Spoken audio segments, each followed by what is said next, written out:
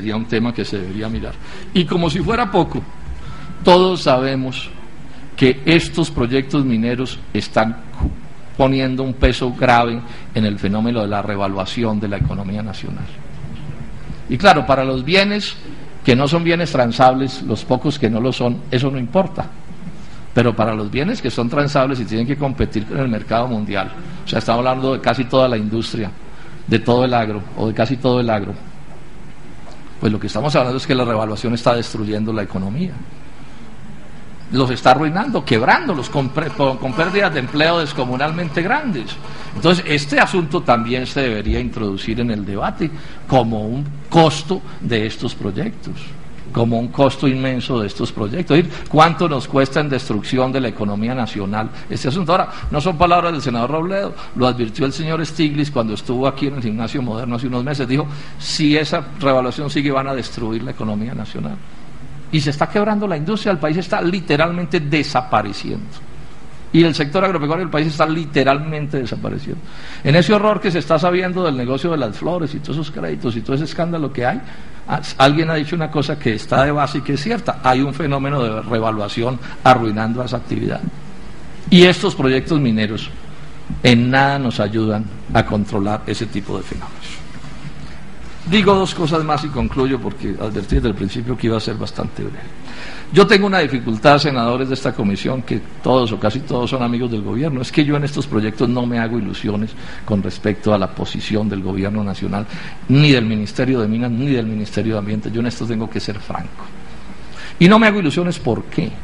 Porque lo que está imperando hoy en Colombia como criterio macroeconómico, y es el punto de vista del doctor Santos y de sus ministros, es de un dogmatismo neoliberal, de un dogmatismo de libre comercio, una especie de ¿cómo se dice? Sí, de dogmatismo de que es el capital extranjero el que nos va a salvar, de dogmatismo de que es la minería la que nos va a salvar.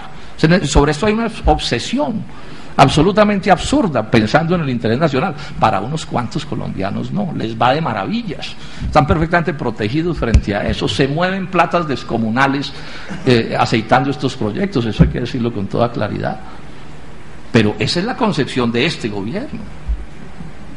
Es bien difícil encontrar un gobierno más neoliberal y más del libre comercio que este, y eso incluye tener a la minería que dice que como la salvadora de la economía nacional. Luego, con ese criterio del marco macroeconómico, pues finalmente, pues un gasto chichigüero, como dice el ministro de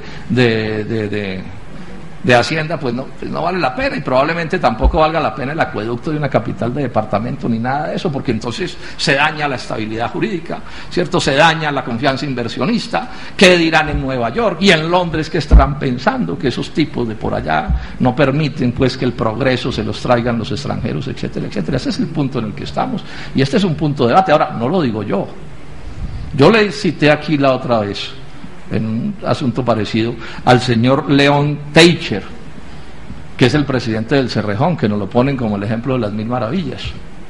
El señor León Teicher le pregunta al periodista: oiga, doctor Teicher, ¿cómo les fue a ustedes con el doctor Uribe? No, de maravillas, eso fue todo buenísimo con ese gobierno, además largo, excelente. Dice, bueno, ¿y usted qué opina ahora del doctor Santos? Y dice Teicher: se nos volvió a aparecer la Virgen. Se nos volvió a aparecer la Virgen. Yo creo que tienen toda la razón. La Virgen de los negocios y de la plata, yo no sé cómo se llamará esa, ¿cierto? Pero por supuesto que ese es un hecho. Y en este sentido digo dos cosas: una que tiene que ver con el Ministerio de Ambiente y que es concreta, señora ministra, y otra que tiene que ver con Ingiominas, que es concreta. Mencionemos la de Ingiominas, que es más rápida. Me alegra que se esté aceptando una cosa que yo llevo aquí 5 o 6 años diciendo, y es que el Estado no audita los contratos de la gran minería y que esos tipos o esos mineros están haciendo lo que se les antoja con las cuentas. En buena medida por gestión mía, la Contraloría hizo una auditoría especial sobre esas cuentas, y ya hemos dicho algunas cosas que han encontrado. Entre eso encontraron un caso de Cerro Matoso, donde pueden estar embolatados barato 230.000 millones de pesos, y ya la Contraloría le cayó y a Injominas le tocó. Pero, señor director de Injominas, la decisión de ustedes de llevar ese caso a un tribunal de arbitramiento no resiste análisis jurídico. Eso es una gabela que se le da a la transnacional. Esa transnacional lo que tiene que hacer es pagar y después que interponga el recurso jurídico que le quepa, pero no le cabe el tribunal de arbitramiento al asunto. Ese es el análisis jurídico que hemos hecho en mi oficina. Podemos el día que usted quiera mirarlo con más despacio. Y esa es una decisión no del gobierno anterior, sino de este. Muy empezando el gobierno del doctor Juan Manuel Santos, curiosamente, le dan el tribunal de arbitramiento a esta minera que funciona en el si tengo una imprecisión, usted me la aclara y no hay problema. Bueno, esa es la información que tengo de ese tribunal de arbitramiento. Si no se hizo, mejor y me alegra. Y lo segundo es el caso del Ministerio de Ambiente. Aquí se hizo un debate, señora ministra, con el caso del Quimbo. Aquí yo insistí, algunos insistimos en que esa licencia ambiental no se le debería dar a Engesa porque estaba, bueno, no voy a repetir los argumentos. La licencia se le dio exigiéndole a Engesa que cumpliera unas ciertas, ¿cómo se llamará eso?, reparaciones o compensación. Bueno, Engesa entonces pidió que le modificaran las compensaciones porque las compensaciones le parecían a la empresa muy altas. Ese proceso, quiero resumir el cuento, ¿cierto?, termina en que, opinando sobre si se le aceptaban las reclamaciones a Engesa, opina el Tribunal Administrativo de Cundinamarca y dice que no se le debe aceptar eso, porque no cumplía ciertos criterios de ley. Y el Ministerio después le acepta a Engesa, sí, lo que Engesa estaba pidiendo. Sobre eso podemos hacer un debate especial, pero yo le digo con franqueza que no me gusta cómo empieza el Ministerio. Porque además también tuvimos pleitos con el Ministerio en el caso de la Colosa, que le dieron una licencia que tampoco han debido darse con el Ministerio en el gobierno anterior. Sí, pero no me gusta que este pleito primero, donde hay una decisión de un tribunal, donde hay una primera decisión del Ministerio, sí, se modifique en beneficio de la transnacional. Entonces, repito, no me hago ilusiones con lo que pueda pasar en el caso de Bucaramanga y de Cúcuta y de este acueducto. Y termino diciendo esto: si yo viviera en Bucaramanga o en Cúcuta, si ese fuera mi caso, estaría ya desde hace mucho rato dedicado a generar una descomunal movilización ciudadana en contra de ese proyecto. Una descomunal movilización ciudadana. Apelando a una cosa que está en las leyes de Colombia, es que se llama el principio de precaución, que tiene que ver con los asuntos ambientales. Y que reza que cuando en algún asunto hay un riesgo que se considere demasiado alto, lo que debe es tomarse la decisión, la precaución de, como se podría decir, cortar por lo sano y no correr el riesgo, porque el riesgo es demasiado alto. Lo que pasa es que sucede con esta concepción macroeconómica que ya he explicado este gobierno, y con esa transnacional que tiene que estar haciendo todo lo que esté a su alcance para que esa licencia ambiental se dé. Licencia que además también, digamos, es la información que tengo, en algún momento le dijo el Ministerio, tiene que presentar una nueva licencia ambiental, y después el Ministerio, en el gobierno anterior, digamos eso con precisión, revoca la decisión anterior. O sea, también el Ministerio toma una decisión en un sentido, digamos, contradictorio con el punto de vista de la transnacional, y después corrige en beneficio de la transnacional. Yo pienso que a esto hay que meterle ciudadanía, gente, o sea, volver este debate en Bucaramanga y en Cúcuta, senadores, un debate público, un debate ciudadano. Esto no es un debate solamente legal, no debe permitirse que se convierta solamente en un debate legal, porque yo hago con mi pregunta, y se monta el proyecto, y es perfecto, y todo es de maravillas, y por alguna cosa de la vida hay un accidente. ¿Qué pasa? ¿Quién responde? ¿Y qué le pasa a la vida de la gente?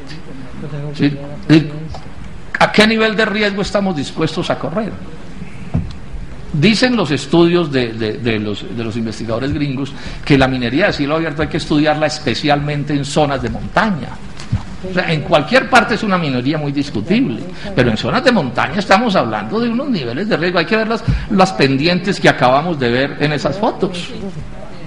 Entonces, decirme a mí que algo es estable en esa montaña. Entonces, aquí hay un terremoto, hago una simple conjetura. Hay un terremoto, y esas son zonas inestables geológicamente, donde un terremoto no es un milagro. Es decir, aquí no estamos en un país donde nunca hay un temblor. Y todo lo que estaba calculado se desbarata y se daña. ¿Qué sucede?